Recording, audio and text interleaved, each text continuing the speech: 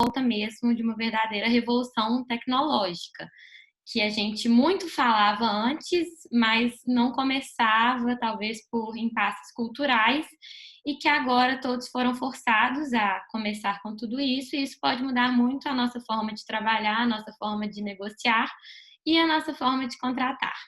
Então, com isso, a gente teve a ideia de falar, bom, a Convenção de Viena, que o Fabrício já mencionou, né, está fazendo 40 anos, ela não é tão obsoleta assim. Apesar de ser uma convenção da década de 80, ela pode muito bem e deve ser aplicada nos dias de hoje, principalmente pela linguagem neutra que ela adotou. Então, ela não, em momento algum, quando a gente vai interpretar e estudar os artigos dela, a gente encontra um empecilho.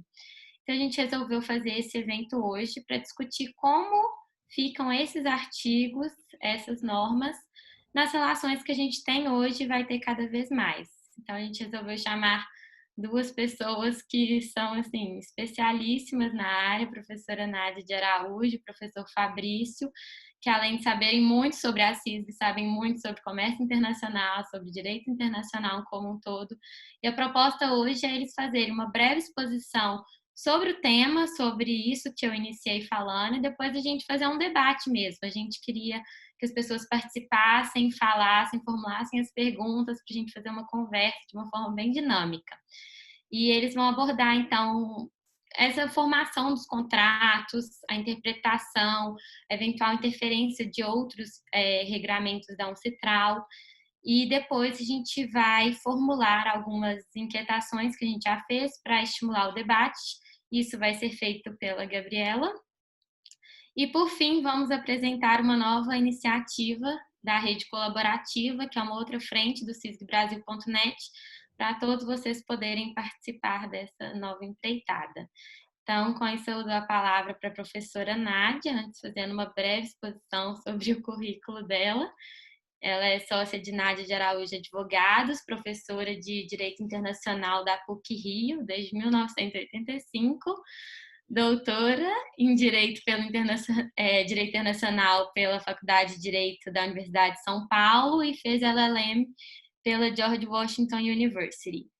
E depois teremos o Fabrício complementando a fala da professora Nádia, que é sócio em L.O. Batista, professor em Direito Internacional Privado, Direito Comparado e Novas Tecnologias pela Faculdade de Direito da Universidade Federal de Minas Gerais, doutor em Direito Internacional também pela Faculdade de Direito da Universidade de São Paulo e fez LLM na Universidade de Torino, que eu não vou me atrever a falar em italiano. Então é isso. Por favor, professora Nádia. Bom, boa tarde. Boa tarde a todos. A Caroline já deixou clara a minha idade, isso é péssimo. Pelo menos no virtual a gente ficava assim um pouco à distância, ninguém sabe muito bem. Mas não tem problema, é um prazer estar aqui com vocês, com essa iniciativa da CISG Brasil, Caroline, Gabriela. Muito feliz de estar aqui dividindo esse webinar com o Fabrício, mas estou vendo aqui também amigos queridos da área de Direito Internacional. Realmente vai ser um debate de alto nível e vocês não se acanhem, façam as perguntas pelo chat ou pela voz mesmo, que vão ser muito bem-vindos. Então, o que nós vamos discutir hoje aqui sobre a Convenção de Viena, sobre a compra e venda internacional, é se ela está pronta para esses tempos de pandemia, no momento em que os contratos internacionais estão sendo concluídos cada dia mais à distância e de forma eletrônica. Para isso, nós precisamos entender como se dá, no âmbito das regras da Convenção, o exato momento em que se formam os contratos internacionais. Porque os contratos realizados por meios tecnológicos, será que eles são a distâncias? Será que finalizar um contrato por Zoom e usar o chat para mandar o arquivo já assinado, cada um manda o seu praticamente na mesma hora, esse é um contrato à distância ou esse é um contrato instantâneo, como se as partes estivessem no mesmo local para celebrar? a Convenção não possui uma resposta direta para essa indagação. Nós estamos diante da necessidade de utilizar uma norma qualificadora e vai ser preciso saber sobre que lei aplicável nós vamos determinar qual é o conceito dessa norma, que não é uma norma nem substantiva, nem uma norma conflitual. E, ao mesmo tempo, saber se nós vamos usar as próprias regras da Convenção, que tem uma norma de interpretação, a norma do artigo 7, ou se nós vamos usar o DIP. Vamos usar a lei aplicável para chegar ao conceito do que é instantâneo ou o que não é. Vejam, a CISG é uma norma de caráter substantivo. Então, ela tem uma pretensão, ela uniformiza o direito. Se você tem uma parte no país A e uma parte no país B, numa compra e venda internacional, e nesses dois países a CISG está incorporada ao direito interno, na verdade, você tem a mesma lei. Na verdade, você não teria um problema de DIP, porque você não vai ter diferença de resultado. Então, se você está nessa situação, você já parte de algo uniforme. Então, quando você usa a CISG, na verdade, você não usa o DIP, de uma certa maneira. Mas ela regulamenta a compra e venda internacional, mas não regulamenta todas as situações possíveis do contrato. E, com isso, há áreas residuais e que exigem uma aplicação, aí sim, das regras conflituais para saber qual a lei que vai ser aplicável para aquela área residual que ela não trata. E é preciso definir esses conceitos. No Brasil, nós temos o artigo 9 da Lei de Introdução, que fala no local da celebração para os contratos entre presentes. Essa é a lei aplicável. Se as partes estão no mesmo país, se as partes estão no Rio de Janeiro, celebrando aqui a lei brasileira. Se as partes estão em Paris, agora está difícil ir para Paris, né? Mas se as partes estão em Paris, é a lei francesa, mas tampouco essas normas dizem o que significa uma celebração instantânea versus uma celebração à distância. Porque, ao mesmo tempo que o caput fala na lei do local da celebração, ele fala que entre ausentes é o proponente que um pouco define a lei aplicável. Então, a gente precisa entender o que é um contrato entre presentes. Ora, essa é uma pergunta nova. No passado, não havia nenhuma dúvida. Você tinha que estar na mesma sala, fisicamente. Você tinha um contrato entre presentes. Qualquer outra coisa não era assim. Mas e hoje? Nós aqui estamos tendo uma reunião presencial ou não? Pouco importa onde nós estamos. Cada um está num lugar. E, para isso, a gente também tem as regras do artigo 7. O artigo 7 da CISG diz que, na interpretação da Convenção, nós temos que levar em consideração o caráter internacional e a necessidade de promover a uniformidade da aplicação, para assegurar o respeito à boa-fé, para assegurar o comércio internacional siga na mesma direção, porque, afinal, a proposta da Convenção é de ter regras uniformes, para as partes pararem de se preocupar com as diferenças entre os direitos locais, estarem todos na mesma página. Mas o artigo 7.2 fala que o direito internacional privado pode ser usado de forma supletiva se o tema estiver fora da CISG. Ora, a CISG não tem uma norma dizendo quando é que um contrato é entre presentes, quando é que um contrato é entre ausentes. Ela tem regras para a finalização, para que o contrato se consubstancie entre pessoas entre ausentes, e aí ela fala da proposta, ela fala do envio da proposta, ela fala do recebimento da proposta, ela fala da a aceitação tem que ir para o proponente. Isso ela fala, mas o que é uma coisa e o que é outra, isso ela não fala. E o contrato de compra e venda, segundo o artigo 11, é um contrato que não requer uma formalidade específica. Ele nem mesmo requer que seja escrito.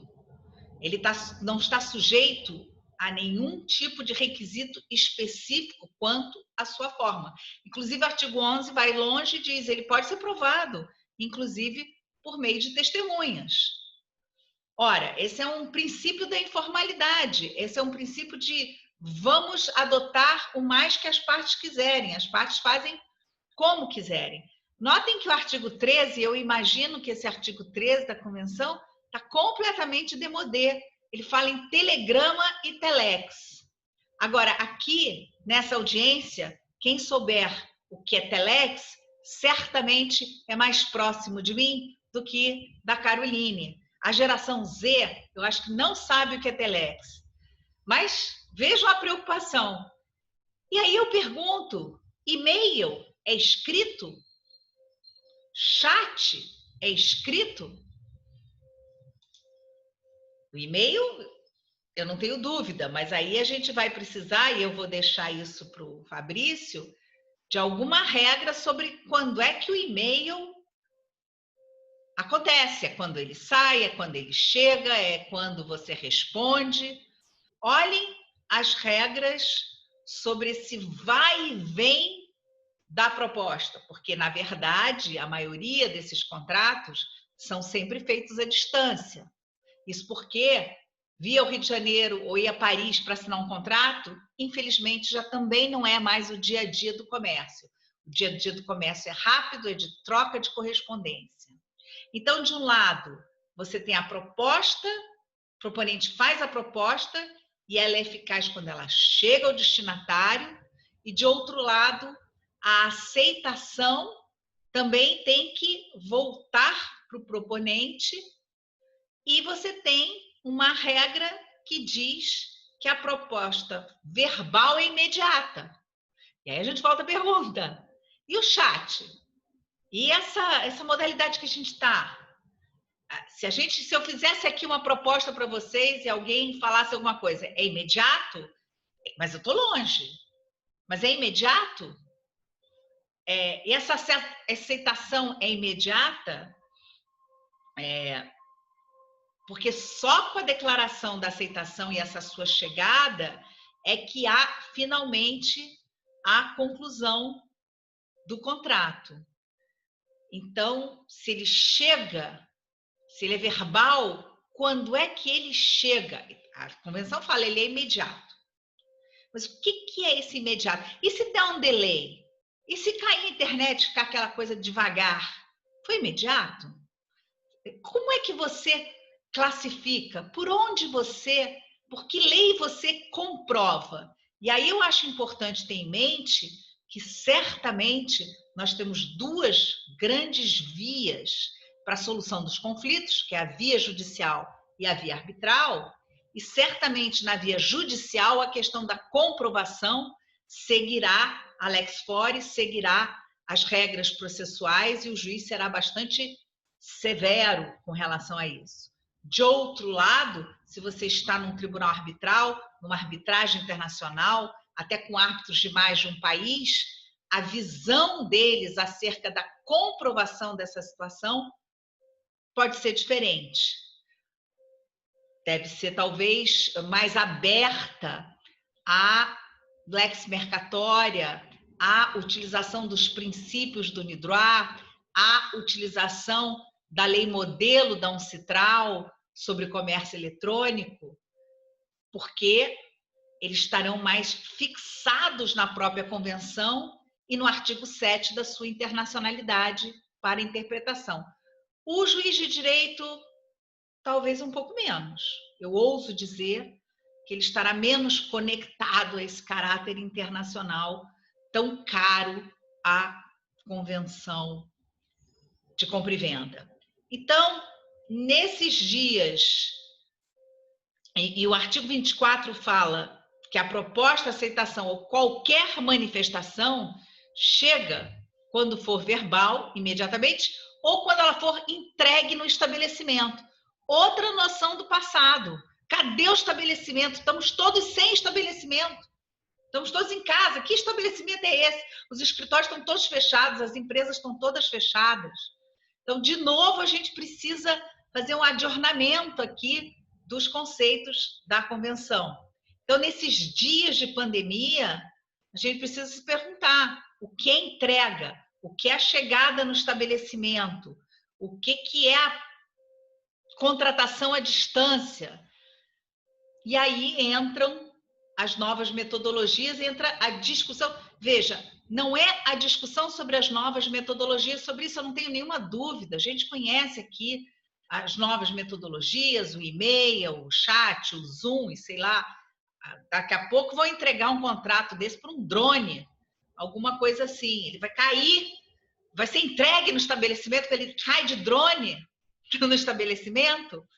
Essa é uma pergunta. O que está em questão é qual é o valor dessas novas tecnologias em relação à redação jurídica que se deu para essas noções de entrega, para essas noções de aceitação, para essas noções de finalização e conclusão do contrato.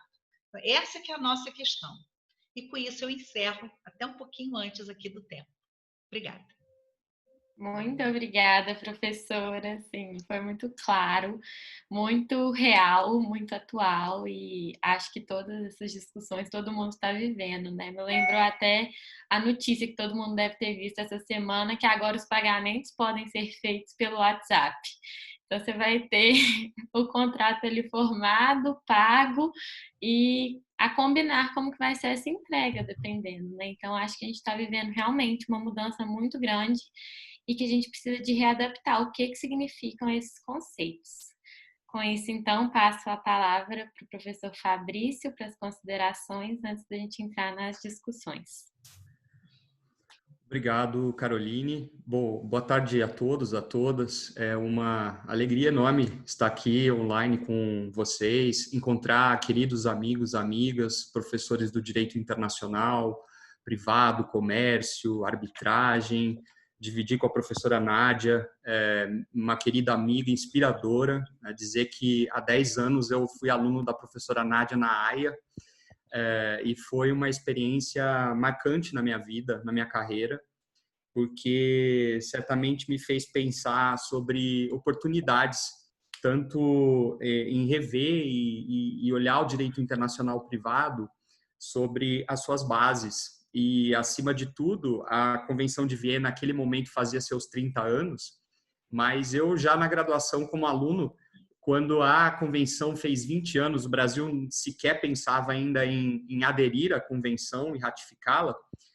Lá na Universidade de São Paulo, eu me lembro de participar de um seminário que tinha sido organizado em conjunto com a Fiesp, porque havia já uma movimentação para que o Brasil adotasse a convenção, e esse período, eu estou falando aí de 2000, 2001, 2002, 2013, em que a atividade diplomática do Brasil para aumentar o número de tratados e convenções e, ao mesmo tempo, estabelecer uma agenda para vários fora, né? Não só no campo do Mercosul ou da OMC, e levar adiante uma agenda do comércio internacional que se voltasse para os agentes privados e não só os aspectos públicos do comércio. E a Convenção de Viena, ela reflete esse pilar que é tão significativo para a vida do comércio.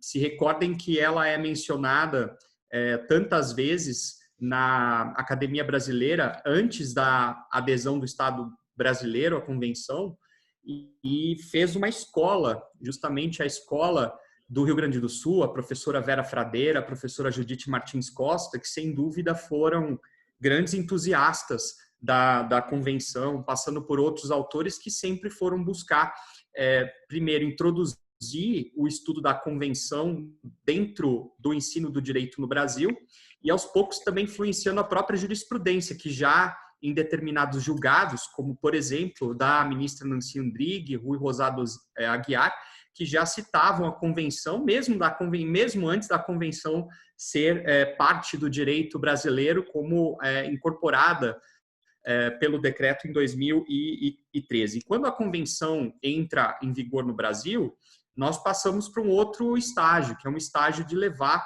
o popularizar a convenção dentro do estudo do direito internacional privado. E me parece que esse foi o grande momento de virada no direito brasileiro. A Cisgnet nasce nesse quadro, vi nascer com vários colegas, ex-alunos e alunas também que estão aí, inclusive, assistindo, e é muito belo ver esse projeto continuar e não estar simplesmente dependente de competições de arbitragem, como o Multi de Viena, que é parte pilar fundamental também dessa relação, mas tem uma vida própria, que é a vida, eu diria, transgressora do direito uniforme de compra e venda. Por quê?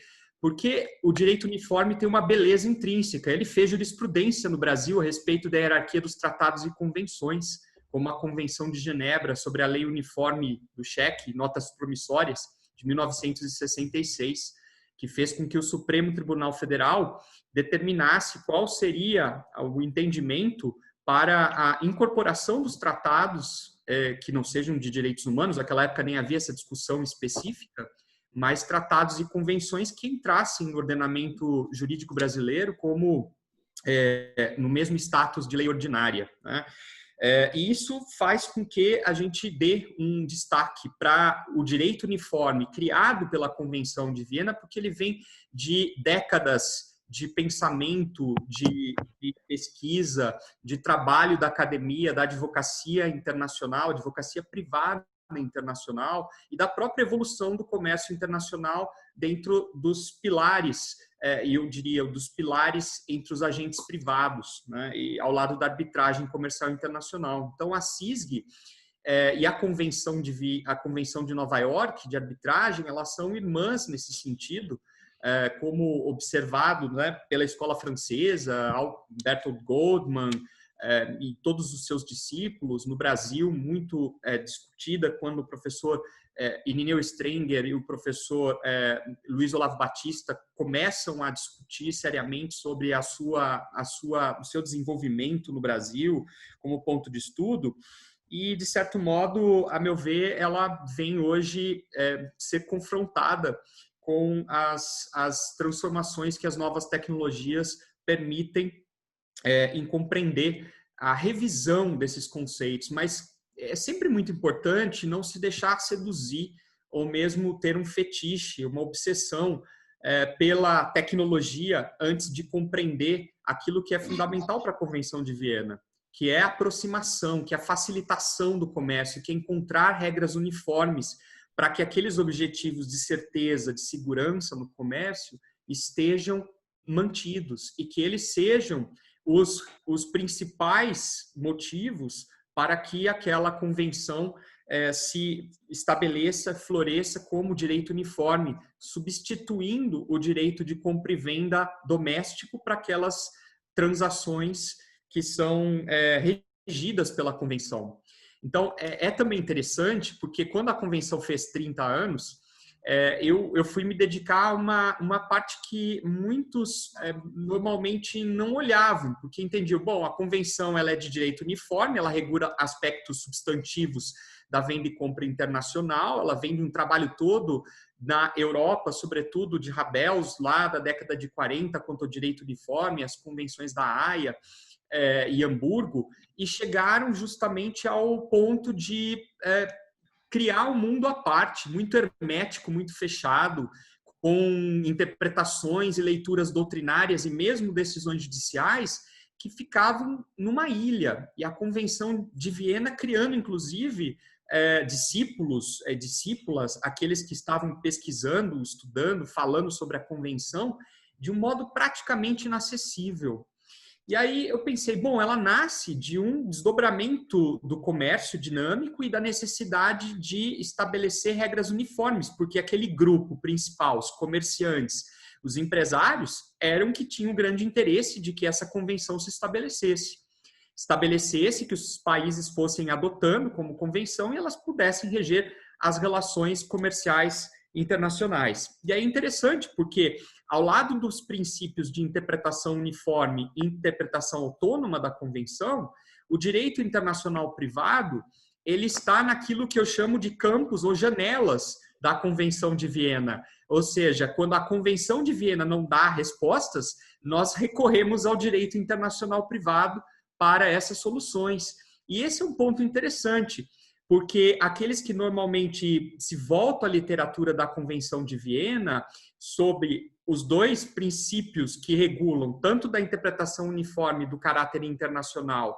como a interpretação autônoma da Convenção, raramente pensam naquele segundo nível de análise, que é especificamente criado quando a Convenção não dá as respostas internas ou externas, e ao não dar as respostas internas e externas para lacunas, para aquilo que a Convenção não regulou, não regrou, a janela, a abertura para o horizonte é aquela do direito internacional privado, porque ele vai ser utilizado como esse espaço de exploração das respostas que a Convenção não dá. Então, a professora Nádia já toca num ponto central. Por quê? Porque quando nós já discutimos aspectos relativos à localização das partes, que só passa a ser importante quando define o escopo de aplicação da Convenção, localização das partes não é fundamental para o contrato nascer, para o seu aperfeiçoamento, para a vida do contrato. E esse é um ponto central, porque a Convenção ela não regula aspectos da validade, por exemplo, do contrato de venda e compra. Ela regula aspectos da formação. E a formação é muito diferente do que a validade do contrato, no processo contratual.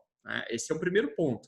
Então, é importante saber isso, porque, do ponto de vista dogmático, porque aplicações de novas tecnologias e meios de comunicação vão justamente ser relidos à luz da Convenção, e a Convenção, ela, por adotar uma linguagem neutra, esse ponto é muito importante, facilitadora do comércio, ela deve ser justamente interpretada também de modo evolutivo, interativo, com outros instrumentos, porque essa é uma característica da Convenção, a beleza dela está num ponto, poucos falam sobre isso, pelo fato da Convenção de Viena sobre compra e venda de mercadorias não dispor sobre como ela é interpretada em relação a outros tratados. E isso é lançado para o direito internacional geral, por exemplo, a Convenção de Viena sobre direito dos tratados, esse é o primeiro ponto. A professora Nádia conhece muito bem as dificuldades técnicas de dentro de uma convenção se estabelecer regras sobre como ela vai ser interpretada à luz de convenções precedentes e convenções posteriores, dentro daquela aplicação sucessiva dos tratados no tempo e no espaço.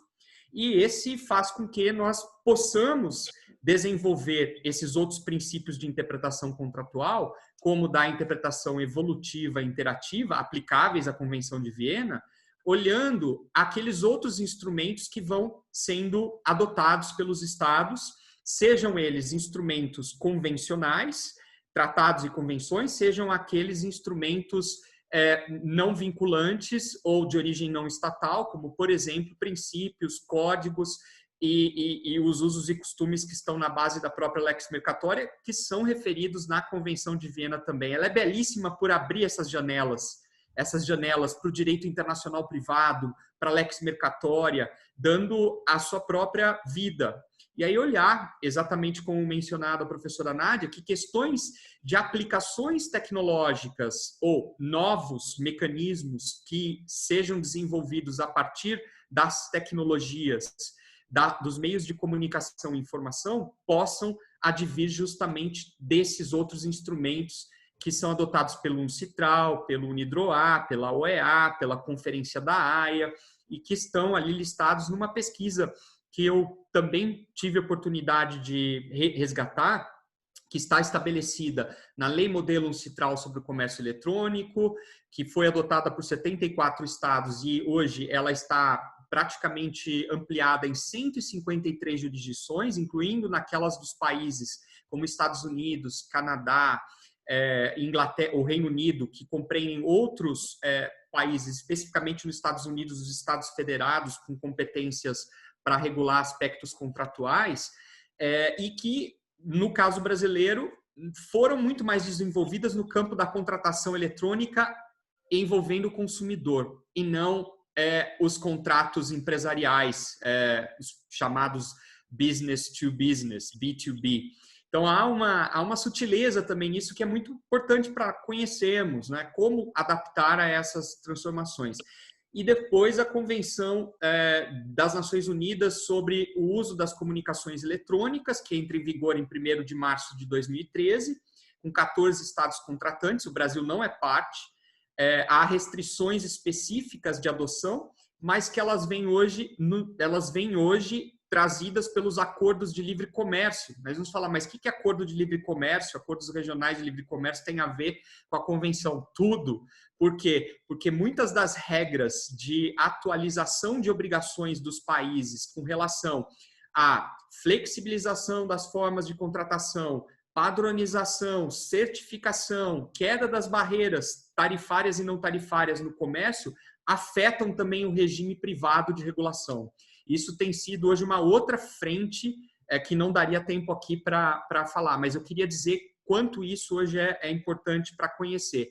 E, por fim, para fechar, e aí passamos para o nosso debate, da importância de olhar para um outro critério de interpretação, que é a luz da convergência digital e a facilitação do comércio por meios de comunicação eletrônica. Isso não está na convenção, mas é uma construção a partir de instrumentos que a UNCITRAL foi adotando ao longo desses anos e que mostra que não importa o meio tecnológico ou o programa de computador que eu vá utilizar ou a base de dados que eu vá aplicar para, por exemplo, estabelecer as contratações e outras operações decorrentes da Convenção de Viena, mas sim pelo fato de admitir que os estados, à luz da Convenção de Viena, têm um compromisso de aplicá-la de modo uniforme e levar em conta o seu caráter internacional de modo a facilitar o comércio, como está no seu próprio preâmbulo.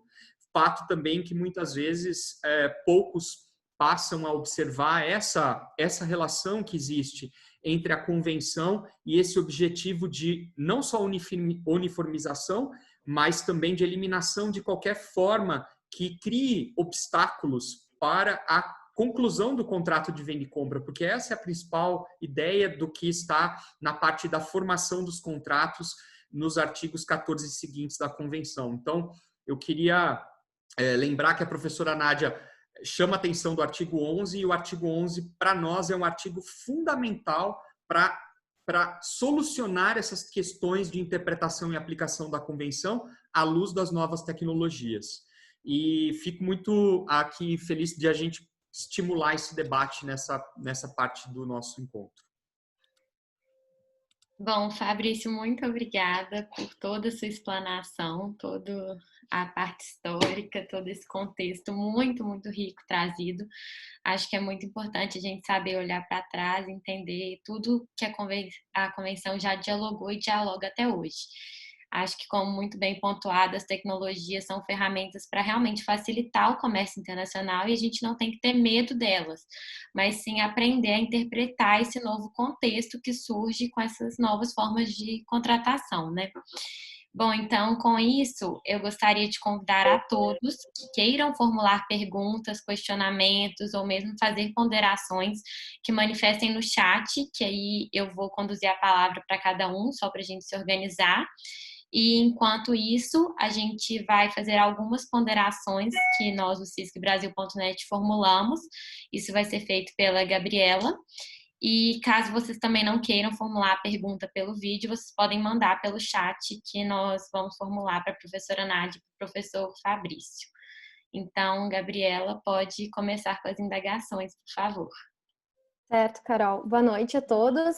Em primeiro lugar, eu gostaria de agradecer de novo as exposições dos professores, que com certeza superaram as nossas expectativas para esse evento.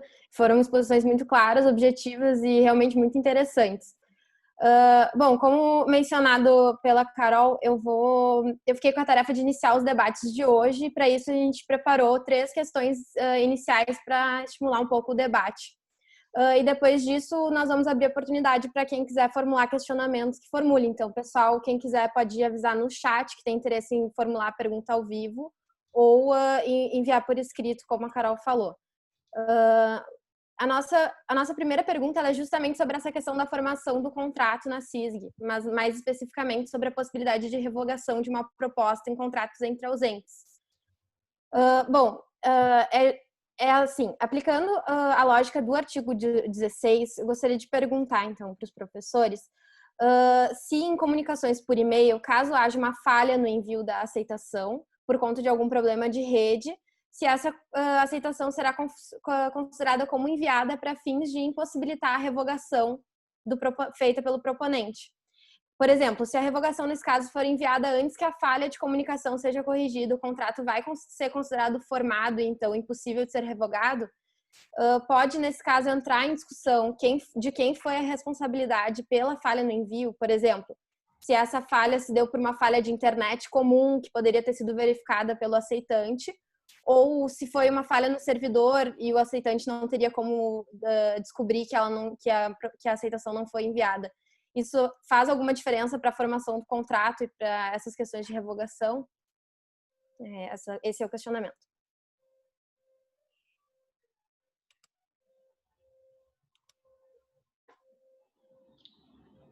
Fabrício, pode ir.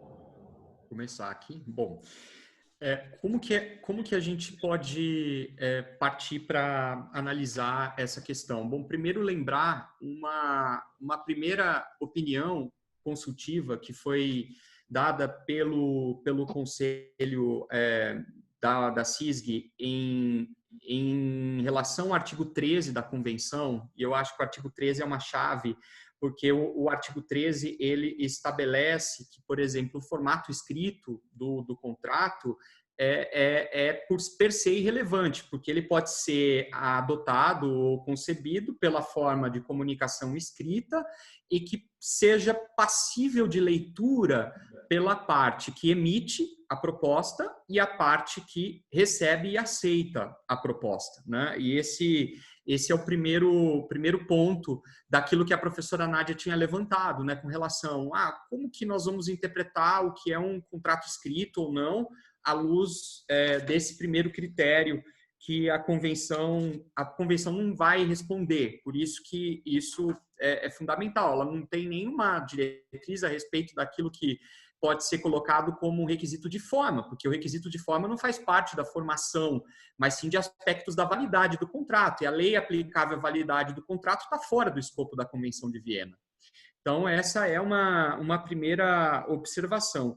O segundo é que, quando nós fazemos a leitura especificamente das disposições gerais, artigos 25 e 29 da Convenção, o vocábulo meio para você fazer comunicações, notificações, ou mesmo encaminhar, por exemplo, uma notificação de resilição da convenção, do contrato, desculpe.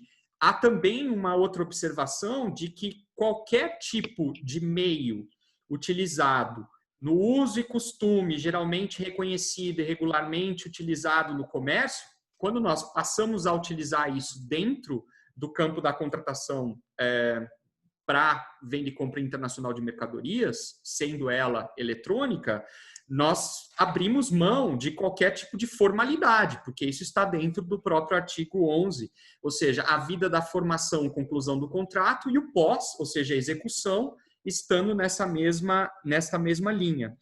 Então, quando nós vamos especificamente à questão do artigo 16, e aí olhar exatamente o momento em que a proposta é formulada e o momento em que a parte, por exemplo, sente que ela não foi, a sua proposta não foi recebida pela outra por uma falha de comunicação, a questão central é aquela de determinar se essa falha seria por si só um motivo, e que seria inclusive um motivo razoável e objetivo à luz da convenção, de fazer com que a manifestação, a declaração do comprador, da outra parte que recebe aquela comunicação por parte do e-mail, seja então contaminada, prejudicada pela falha Aí eu considero que não, que a falha não é uma razão para afastar o efeito do próprio artigo 16 da Convenção. Ou seja, se a revogação é enviada antes que a falha seja corrigida, o contrato, a meu ver, já está formado. Professora Nádia. Eu acho que o que a gente tem que pensar é na questão da prova, né? Se houver uma falha e no futuro houver uma discussão sobre a falha, vai depender, na verdade, da lei do foro sobre a prova do que é falha e do que não é falha. Porque isso é um elemento fático, isso não é um elemento conceitual. Então, a gente tem a maneira pela qual há uma comunicação, a maneira pela qual é a comunicação eletrônica e aquele lugar que está julgando, que é o direito do processo, vai dizer como é que você comprova isso. Porque se houve falha, não houve comunicação. E se não houve comunicação, não se perfez o contrato, porque a convenção fala, ela não deixa em aberto nenhum momento. Então, o proponente manda ao destinatário, o destinatário aceita, o destinatário responde e o outro recebe. Se nessa cadeia você tem uma falha e a coisa não aconteceu, então, justamente se ela está dizendo que só é quando aconteceu, o porquê de não ter acontecido depende de prova. E a prova será feita a partir do lugar em que ela está acontecendo. Então, eu acho que a gente aqui tem que fazer essa distinção. Tudo quebra. Na época que era papel, na época que chegava pelo correio, também tinha cartas extraviadas. E você tinha que provar isso. Agora que é o meio eletrônico, que parece tão seguro, mas você também pode ter uma falha de outro caráter. Nós estamos aqui lidando com os processos eletrônicos e o Brasil tem uma regra muito interessante que é da intimação ficta, né? Você tem X dias para abrir. Não abriu, você tem 10. Passou 10, acabou. Dane-se, se vira. Então, no nosso sistema, a gente tem uma regra para essa questão de uma suposta falha. Então, nem adianta a pessoa chegar no processo e dizer, eu não abri, não chegou. Olha só. Você recebe a intimação, você tem 10 dias para abrir. Se você tem o prazo de 10 dias a partir de que abrir, mas se não abrir, passou 10 dias, não abriu, está aberto. Não adianta reclamar, né? Então, eu acho que nessa questão da contratação eletrônica, e a CISG não tem uma regra desse tipo, né? Eu quero dizer a vocês, e Fabrício vai corroborar isso, a gente tem ido a muitos lugares, o avanço eletrônico no Brasil é muito grande. Na Europa, os processos são totalmente de papel. Eu estou num fórum de direito de família e na pandemia nada está acontecendo em direito de família. Os advogados de outros países são loucos, não tem nada acontecendo. Fechado é fechado. Não existe uma coisa não física em muitos países europeus de primeiro mundo.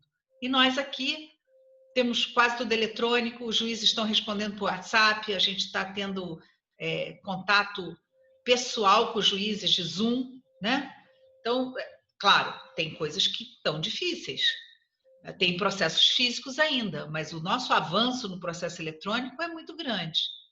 Então, tem essa questão. Eu queria aproveitar e passar aqui para uma pergunta que fizeram. A Vera está perguntando com essas novas tecnologias se estimula a autonomia da vontade, e eu acho que é conectado porque fala da questão do direito subsidiário.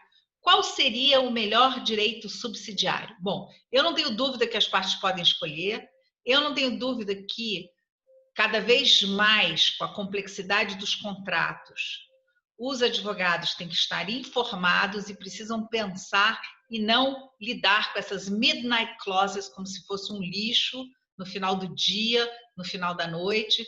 tem que fazer um trabalho de preparo, tem que pensar nas cláusulas, tem que pensar no que é necessário e tem que fazer uma escolha informada da lei aplicável e qual seria a melhor lei aplicável.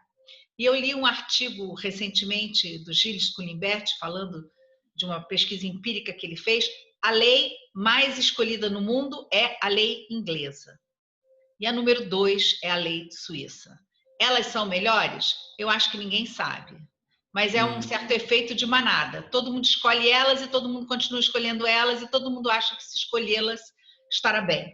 Porque eu acho que a sensação que passa, principalmente da lei inglesa, é que a lei inglesa é uma lei clara para as partes das suas obrigações. Não tem espaço para descumprimentos. Tanto que eu tenho falado na questão da pandemia, a questão da cláusula de força maior. Se você tem um contrato em que é aplicada a lei inglesa e você não tem uma cláusula de força maior, você não tem força maior. Não adianta chorar. Então, eu acho que é esse o espírito do comércio, de você ter segurança jurídica, e eu acho que é esse espírito que a lei inglesa passa. Ela é melhor? Eu não sei. Sinceramente. Não sei dizer. Pode ter uma lei mais adaptada, mais preparada para a tecnologia de algum país, você poderia escolher, você pode escolher a lei de um país que não é necessariamente conectado com o contrato, se for na arbitragem, ok, se for num juiz, numa via judicial, pode ser que a lei totalmente desconectada seja considerada exorbitante e não seja aceito. Você também tem que ver isso, você não só tem que escolher a lei, como tem que ver se a regra de DIP daquele local para onde você vai permitir que aquela lei que você escolheu seja a lei realmente aplicada. Tem uma série de deveres de casa para fazer aqui e que a pandemia colocou. O rei está nu, né? O rei está nu. As pessoas faziam esses contratos assim, meio na calada da noite, não tão preocupados. Os contratantes nem sempre queriam gastar todas as horas dos advogados, então a análise era talvez mais simples, mas agora que aconteceu algo realmente importante e difícil para todo mundo, está todo mundo se perguntando que lei que é, meu Deus, tem, não tem, posso usar força maior, posso usar RAT? E aí vai depender sim do que está escrito no contrato. Eu acho que esse é um sinal de alerta. A pandemia teve isso de bom, né? Nós vamos ficar muito em evidência, porque eles vão precisar que pessoas muito especializadas se debrucem mais sobre essas questões que talvez no passado não tivessem tanto em evidência. Então, eu acho que é um pouco por aí. Sim, professora Nádia, a gente tem uma pergunta. Bom, a Ana queria fazer uma pergunta, eu vi aqui. Isso, tem uma pergunta da Ana que é bem parecida com a que a gente já ia fazer também, sobre a reserva do artigo 96, como é que fica para os países que convencionaram que vai ser por escrito, por exemplo, a contratação. Elas podem ser feitas por qualquer meio eletrônico que seja por escrito, tem que ter algum tipo de formato, se tem que ter certificação digital de assinaturas, por exemplo, ou se as partes podem alegar que tem que usar exclusivamente um tipo de comunicação eletrônica por escrito e que a aceitação que for feita de outra forma, por exemplo, não vai ser considerada. É algo mais nesse sentido assim, que a gente queria também ouvir de vocês. Eu sugiro que, assim, você vai contratar, você sabe que país é, você dá uma olhada se a CISG está em vigor, vê se os países envolvidos fizeram ou não a reserva e faz uma previsão no contrato que dê conta disso. Porque se você não fizer isso, eu posso dizer o que eu quiser aqui, mas quem vai decidir é um árbitro, é um juiz e sei lá o que ele vai decidir. Então, assim, ser previdente é muito importante nessa área. Posso só retomar um aspecto da questão probatória, porque esse espaço que o artigo 16 dá, só para deixar muito claro, assim, não só as dúvidas que eu tenho, porque eu fui pensar um pouco do lado da discussão sobre os meios de prova a respeito dessa falha que é atribuída, a pergunta de vocês tinha sido atribuída, a falha atribuída à rede. mas há dois tipos dessas falhas de comunicação. Uma é a falha causada por culpa do próprio provedor de conexão. Por exemplo, a operadora de telefonia celular que me fornece hoje o serviço de internet, eu tenho acesso a ele, fixo ou móvel. E outra tem a falha que pode ser causada pelo provedor da aplicação. Por exemplo, o WhatsApp. Então, você tem duas modalidades de falhas possíveis aqui. O serviço de conexão, que é essencial para se comunicar, e o segundo, que é o serviço propriamente da comunicação, como, por exemplo, o WhatsApp ou um serviço de e-mail ou qualquer outro que permita a comunicação. Seja a comunicação por e-mail, como nós conhecemos, seja aquela a comunicação instantânea, como é pelo WhatsApp. Então, tem essas duas questões. A segunda é muito interessante porque a Convenção de Viena, a Nádia acabou de tocar no aspecto. No contrato, as partes estipulam, inclusive, qual que é o momento em que elas podem apresentar, por exemplo, a revogação. Se isso não está regulado, cai no regime da Convenção. E aí, no regime da Convenção, nós não estamos tratando de uma situação legal normativa que a Convenção estabelece, mas sim matéria probatória fática. E acho que é esse o ponto central que levaria, aí sim, uma lição de casa, sempre, para compreender quando que essa falha é atribuída e que essa falha resultou na quebra da comunicação que era necessária para que a revogação chegasse à parte que deveria aceitar e não aceitou em tempo para que aquele contrato se formasse. Então, porque aí a gente tem que ver a linha do tempo. Então, desenhar às vezes isso, mas entender como que a tecnologia vai operar é algo importante aí e a matéria probatória. A Nádia tem toda a razão nesse ponto. Não tem como escapar desse campo. Só com relação à lei aplicável, eu só queria falar algo, porque a gente tinha preparado, quando a gente conversou, Nádia, foi muito bom, porque há os mitos, né, de que as partes elas excluem a convenção da aplicação de certos contratos de compra e venda de mercadorias, e nós nunca vamos ver muitos os números, sobretudo a respeito dessa questão. Há sim contratos específicos, sobretudo contratos tipo, por exemplo, GAFTA, que sim, além de especificar a submissão dos litígios à arbitragem pelo próprio GAFTA, no quadro de sistema de solução de litígios e arbitragem e mediação pelo GAFTA, também prevê que a lei inglesa é aplicável àquele contrato. Mas é um contrato de venda e compra de mercadorias. Só que ele é um contrato tipo, naquela categoria das associações, né, como a London Corn, GAFTA, Grain, todas essas que vão surgindo. Então, é um campo muito específico. Mas, se a gente olhar no quadro geral, o prestígio da Convenção de Viena está em que ela seja aplicada nos tribunais. E é assim que a vida dela foi sendo construída. Então, aí vem um pouco do que chamou atenção há alguns anos. É sempre legal porque aqueles eventos do Vismut paralelos sempre são interessantes porque trazem muitas vezes essas reflexões sobre a vida da Convenção de Viena.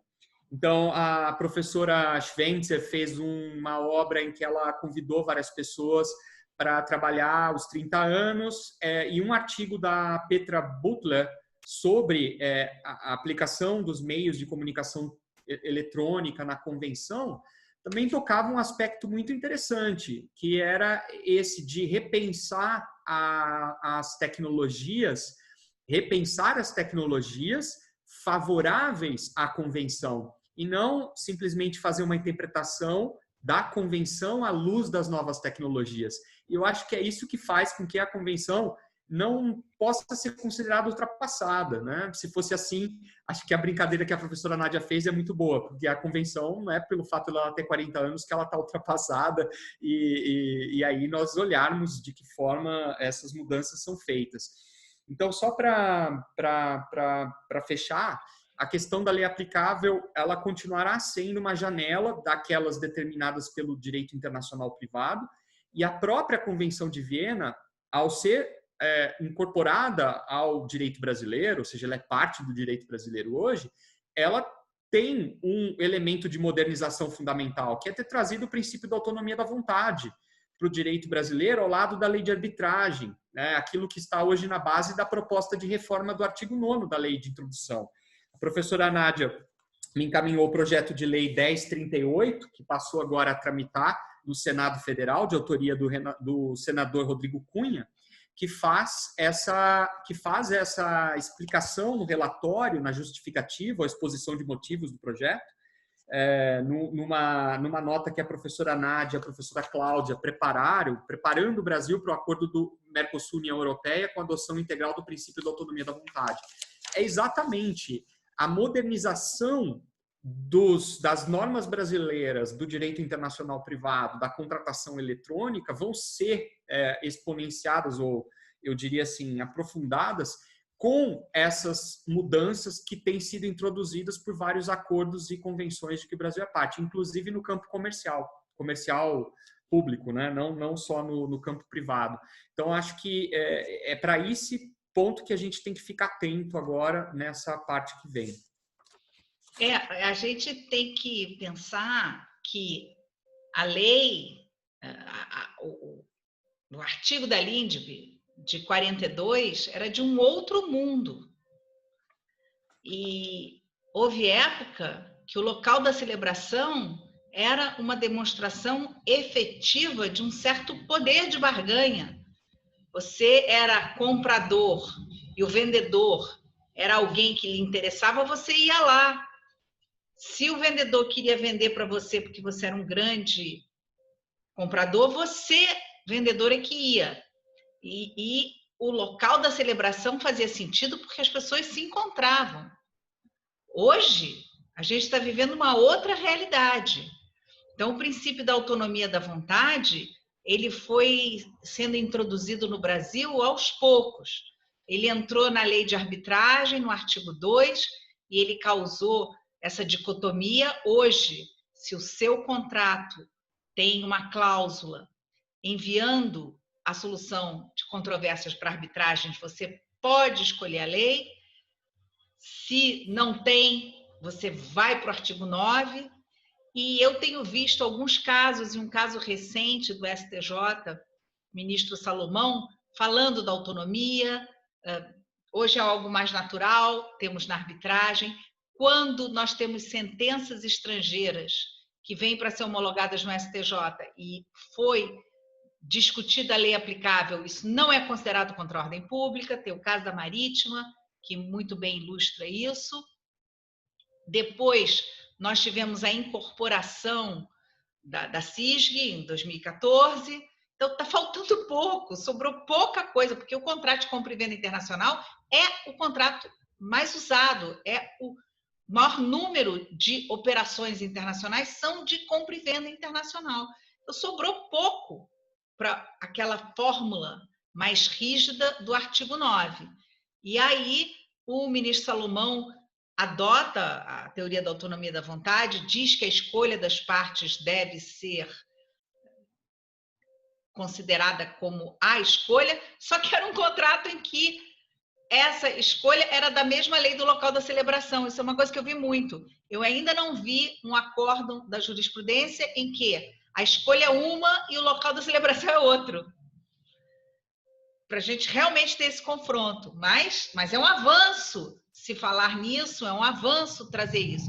E aí eu fui brindada, assim, eu descobri por acaso esse PLS do Senado, de março desse ano, isso, com essa proposta, é o PLS 1038 de 2020, com essa proposta de finalmente mudar o artigo 9, que é uma proposta que eu e Cláudia oferecemos em 2015, na atualização do Código do Consumidor, porque era necessário esclarecer se haveria ou não algum tipo de autonomia da vontade para os contratos internacionais dos consumidores, e não fazia o menor sentido ter a regra para o consumidor e não ter para o B2B, para o business to business, para os contratos que são mais o dia a dia. Então, aí houve uma proposta da modificação do artigo inteiro. Até foi uma proposta assim, um pouco apressada, e até a redação merece uma atualização, merece um refinamento. Eu não diria que essa redação desse novo 9, que tem 9A, B, C, é a melhor delas. Mas é claro, com relação à autonomia, bebe na fonte dos princípios da AIA sobre os princípios da AIA sobre o direito aplicável aos contratos internacionais, que também era daquela época. Então, é uma proposta que colocaria o Brasil no futuro e, sobretudo, se a gente vai fazer esse acordo com a União Europeia no seio do Mercosul, mais uma razão, espero que saia o acordo, né? Já saiu, mas não saiu. É engraçado porque a União Europeia disse que já fez o acordo e eu desafio aqui quem achar o texto, que eu não achei. Tem uns pedaços, assim, tem umas propostas, mas o texto mesmo, final, é engraçado. A União Europeia, ela finaliza o acordo, mas o texto não aparece, assim. Depois é que eles fazem, assim, a última redação. Enfim, é claro que faz todo sentido, nesse ambiente global, ter o princípio da autonomia parte do nosso dia a dia. Vamos ver se agora sai. Vamos ver se agora anda isso.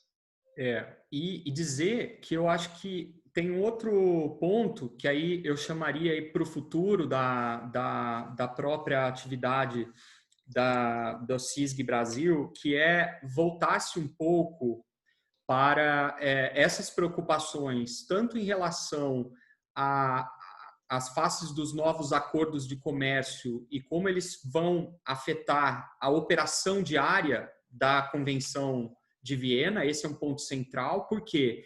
Porque nesses novos acordos que têm sido feitos na Ásia, Chile agora, Nova Zelândia, Singapura, Austrália, Singapura, eles têm estabelecido capítulos próprios para eliminação de qualquer tipo de barreira do ponto de vista das tecnologias e contratação eletrônica que deixe de facilitar a circulação de produtos digitais. E nos produtos digitais há aqueles que são ligados, associados a mercadorias, aos bens corpóreos, como a gente conhece na CISG, né? Porque a gente olha para a CISG e pensa no minério, pensa no alimento, pensa naquele suprimento, mas não entende que ali há um conjunto de relações. Inclusive, há questões de propriedade intelectual, hoje há questões de digitalização envolvidas. Então, a CISG passa a ter uma grande irmã, que é o seu lado 4.0, por assim dizer. Ela tem 40 e 4.0 turbo. Em que sentido? No sentido de que esses meios de comunicação que são utilizados para contratação eletrônica, desde a formação, a emissão da proposta, a aceitação e depois da vida do contrato, porque a vida do contrato, a fase de execução do contrato até a sua extinção, ela promove aquilo que a Diretiva Europeia de 2000 sobre comércio eletrônico estabelecia, que é o processo contratual, é de mostrar que os meios de comunicação, os meios eletrônicos, não podem, primeiro, servir de um obstáculo formal para requisitos de validade do contrato, ou seja, o princípio é favorecer o contrato. Como na Convenção de Nova York, nós temos o princípio de favorecer o reconhecimento dos laudos arbitrais. Então, esse favorecer, eliminar obstáculos jurídicos às trocas internacionais e promover a contratação internacional é que está no espírito da própria Convenção de Viena, está lá no preâmbulo. Aí, ao olharmos essa vida nova 4.0 da CISG, é entender que em nenhuma situação o uso desses programas, bases de dados, software, comunicadores instantâneos não pode inviabilizar esse objetivo e escopo da convenção. Eu acho que essa é uma interpretação liberal? Mas ela é uma interpretação que vai deixar, sim, como a professora mencionou, bases probatórias muito específicas, como essa da falha da comunicação, do não recebimento, da resposta, que estão na vida da convenção também. Então, acho que a gente tem tanta coisa para explorar e esse é o momento de poder entender tudo isso, né? E aí, Fabrício, lembrei dos contratos por clique, né? Porque exatamente. As pessoas acham, tem muitas empresas contratando programas e e-mails, assim, contratação de software, quando você compra um Adobe, quando você compra essas coisas na internet, é compra e venda de mercadoria. E é por clique, né? Quando você diz I accept, você clica. chegou lá do outro lado, não chegou lá do outro lado, falhou, não falhou, pode deixar que o outro vai saber da aceitação, e você vai saber que foi aceito quando cai a conta no seu cartão, né? Não sei se isso acontece com vocês. Às vezes eu estou comprando uma coisa pela internet que eu cliquei, aí ele diz que está processando o pagamento e o meu celular já me avisa que o meu cartão foi debitado, antes dele acabar de processar a compra. Você fica na dúvida, às vezes, será que processou ou não? Quem tem esse cuidado de colocar no celular para te avisar das compras pelo cartão, você já sabe. Então, essas modalidades de comprovação, em 2 vezes, em 2 etapas, etc., tudo isso faz parte de uma nova maneira de olhar a contratação internacional, com a qual a regra geral da CISG, essa ideia, como diz o Fabrício, pró-comércio, pró-uniforme, pró-negócios, não é incompatível. A gente é que precisa se adaptar. Essa linguagem é aberta o suficiente. A Conferência da AIA acabou de lançar, e Fabrício e eu já falamos sobre isso, um guia sobre o uso do videolink para a Convenção de Obtenção de Prova. A Convenção de Obtenção de Prova da Conferência da AIA é dos anos 70, e, no entanto, a linguagem dela não é incompatível com a obtenção de provas à distância, por videolink, etc. Sim, eles fizeram um guia para melhorar, para solucionar o dia a dia, porque, claro, se mandava uma carta rogatória para ouvir uma testemunha, hoje, em tese, você pode estar numa audiência e a testemunha em outro lugar e ser ouvida. O que importa são as garantias processuais que você dá àquela testemunha, e não o uso da tecnologia. O uso da tecnologia é um facilitador. Então, eu acho que aqui também o uso da tecnologia é um facilitador dos negócios. Não vejo como a linguagem da CISG possa ser incompatível. E só dizer que eu até coloquei aqui no chat, no bate-papo, alguns desses pontos que são pontos para reflexão sobre como a Convenção de Viena, nessa linguagem dela, eu vou usar a expressão atemporal, porque ela parte de categorias dogmáticas do direito uniforme de compra e venda mercantil, que faz parte hoje do nosso direito doméstico. Então, muitas vezes, é até inadequado o trabalho de comparação entre a Convenção e as categorias do Código Civil. Por quê? Porque a Convenção ela exclui a aplicação do Código Civil naquelas operações que são regidas pela Convenção. E essa é a beleza do direito uniforme, ele substitui o direito aplicável daquela situação concreta, o direito material aplicável. E aí, essa pesquisa aqui que eu deixei ao lado para vocês observarem, especificamente no caso da União Europeia, desde 2000, o ajuste dos sistemas dos membros da União Europeia nos contratos eletrônicos para que o regime jurídico, ou seja, a lei material aplicável ao processo contratual, não crie obstáculos à utilização dos contratos por meio eletrônico.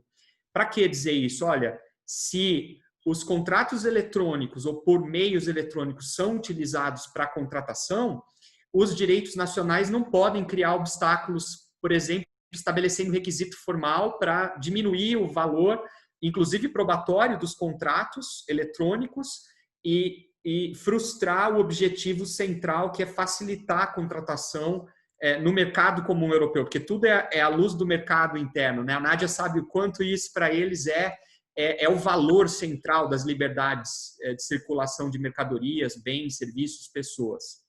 Então, a nossa mesma tarefa no Brasil é olhar o comércio eletrônico não só sob as bases do consumidor, mas sob as bases das operações, dos contratos mercantis, e que essa regulação superveniente à Convenção de Viena, porque a gente está falando também para as questões que ocorrem nos contratos regidos pelo direito interno do Código Civil de 2002, que não sejam alterados nessa base de modificação. Por que eu estou falando isso? Porque há reformas, inclusive, do próprio Marco Civil da Internet. Aí vocês vão falar, o que o Marco Civil tem a ver com compra e venda? Tudo. Por quê? Porque as plataformas hoje de comércio eletrônico seja entre comerciantes ou entre consumidor e empresas, estão reguladas pelo Marco Civil no Brasil e nenhuma regulação pode ser feita para obstaculizar a atividade comercial desses agentes de internet. As plataformas de marketplace e outros que operam em comércio eletrônico, vejo que é a pandemia influenciando nisso, né? Eu mesmo virei um consumidor contumaz nesse ponto, e do outro lado, aqueles princípios que servem para criar mais obstáculos à contratação eletrônica. E acho que essa é uma pergunta, inclusive, que vocês tinham com relação à formalização dos contratos, né? Sim, essa era uma das nossas perguntas mesmo, se fosse por escrito pela reserva do artigo 96, precisaria ter algum tipo de formato. Mas antes, eu gostaria também de questionar se mais alguém tem alguma pergunta, porque acho que ninguém mais mandou perguntas.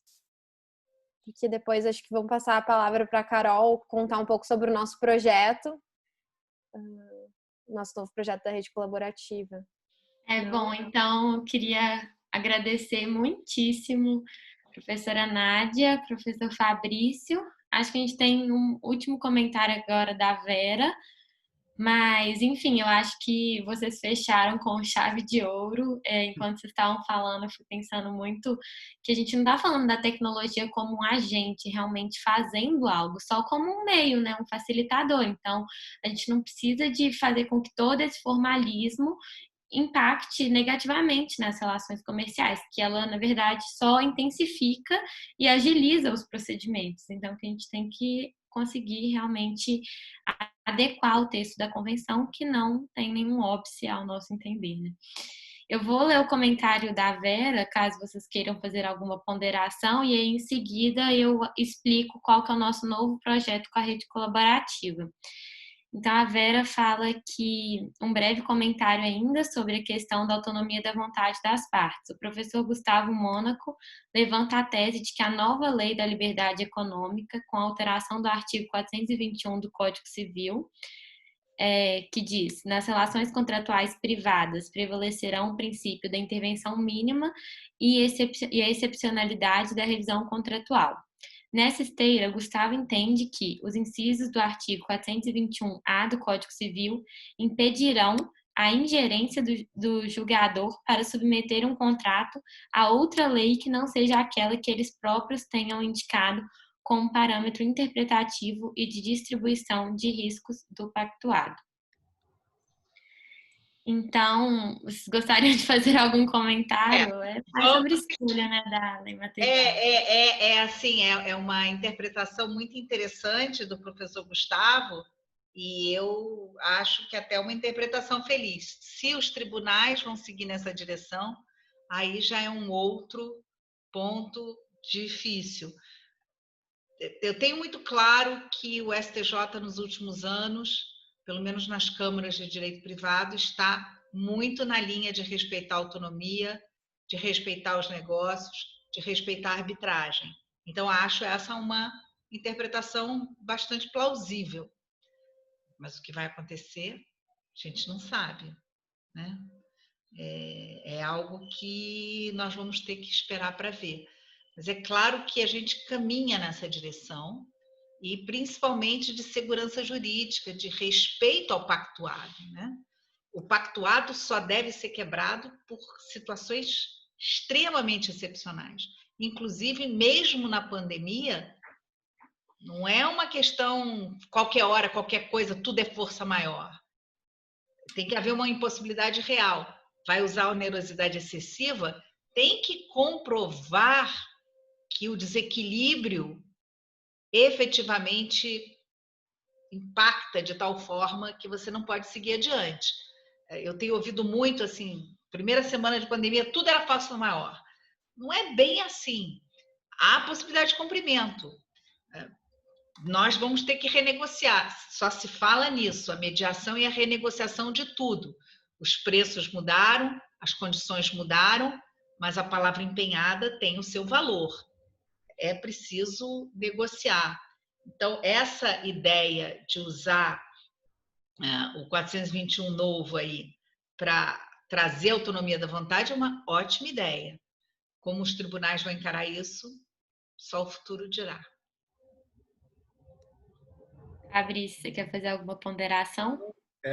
Realmente, inclusive, no capítulo que eu tinha preparado lá em 2013, foi publicado no livro do professor Venosa e do professor Gagliardi, eu escrevi exatamente a época, então, a lei da liberdade econômica não tinha sido introduzida, mas eu até escrevi algo que eu estou relendo aqui agora, que os tribunais, ao fazerem o cotejo entre a Convenção de Viena e a aplicação da Lex Fori para suprir lacunas da Convenção, inclusive quanto ao próprio direito aplicável, deveriam evitar buscar qualquer interpretação restritiva das condições de validade dos negócios, aí olhando para o artigo 166 do Código Civil, quanto à forma ou não prescrita em lei, se unidade essencial e validade do negócio, ou mesmo em combinação com outros critérios interpretativos do contrato. A aplicação indiscriminada do princípio da boa-fé objetiva, que para o Brasil pode virar tábula rasa para qualquer tipo de resposta dos tribunais, também para intervir nos contratos, e da função social do contrato, à luz do artigo 421, então, como vigorava no Código Civil de 2002, além das hipóteses prescricionais, porque as questões de hipóteses de prescrição, como tem também na doutrina da CISG, dos autores da CISG, são vistas com muito cautela, justamente porque a prescrição limita o exercício dos direitos das partes. Se alguém alega prescrição para tudo que é matéria de defesa, não é, Nádia? Prescrição, prescrição, prescrição, para não cumprir contrato ou a execução do contrato, caso depois e resolução por inadimplemento, levanta essa questão que é fundamental na parte do juiz ali ao decidir sobre essas questões. Agora, eu também faço uma defesa de que os nossos tribunais, como outros tribunais, talvez à luz do que seja essa ideia de que a CISG é excluída do escopo de aplicação dos contratos e que a prática é submeter à lei inglesa, à lei suíça, como aquele artigo do Gilles Culiberti, que é ótimo, porque ele mostra um pouco desses mitos, né? A gente cria mito no direito, às vezes, e replica. E eu acho que assim nós temos autores e autoras sensacionais que estudaram temas da convenção, inclusive à luz desses problemas de lei aplicável e solução. Por exemplo, para mim, um dos melhores estudos é o do Gustavo Moser. Ele entre os autores, que para mim assim é um dos melhores no tema. Por quê? Porque olhou exatamente a vida dos contratos e a forma como a escolha de lei é trabalhada na venda e compra internacional. Eu acho que tem que prestigiar esses autores e autoras que são brasileiros e que estão no circuito e que certamente tem essa voz também em torno desses temas. Queria levantar aqui porque venho lembrando. E é bom porque a CISG é muito equilibrada do ponto de vista de autores e autoras que estudam a convenção. Eu acho que esse é um ponto central. Aliás, nós temos que falar que no Brasil esse é um ponto de grande prestígio, acho que para nós, assim, mulheres e homens sendo pioneiros nesse campo. Bom, então é isso, gente. Muito obrigada mais uma vez, professora Nádia e professor Fabrício. A iniciativa que a gente queria divulgar para todos vocês é que a gente está abrindo a rede colaborativa para novos participantes, que esse tema acabou nos dando uma ideia muito boa, de justamente que a gente pincelou aqui o que vai ser a proposta, como vai ser a aceitação, que é uma oferta, como esses termos vão ser interpretados com as formas de realizar o comércio internacional hoje em dia. Então, a gente queria que vocês participassem enviando comentários, e aí nesse ponto a gente queria realmente fazer algo 4.0, como o Fabrício mencionou, então a gente não queria limitar comentários escritos, pequenos parágrafos, mas também infográficos, vídeos, assim, que vocês usem a criatividade de vocês para que a gente possa realmente divulgar a convenção de formas talvez não tão usuais no direito. E para isso, eu estou enviando agora no chat o nosso e-mail para que vocês que tenham interesse enviem uma mensagem para que a gente possa passar maiores detalhes sobre como vai funcionar esse trabalho com a rede colaborativa. A gente vai também divulgar nas nossas redes sociais essa semana esse flyer e a gente espera a contribuição de todos vocês para que a gente desenvolva esse projeto da CISG moderna, não obsoleta, em homenagem aos seus 40 anos. Então, eu queria agradecer a participação de todos, as interações e principalmente a professora Nádia e ao professor Fabrício, que acho que em nome do corpo editorial posso dizer que estamos muito satisfeitas com o quarto encontro com a CISG. Que bom. Sim, com certeza, Carol. Muito obrigada. Então, eu vou desligar aqui, que eu que fiquei de host. Obrigada, Nádia.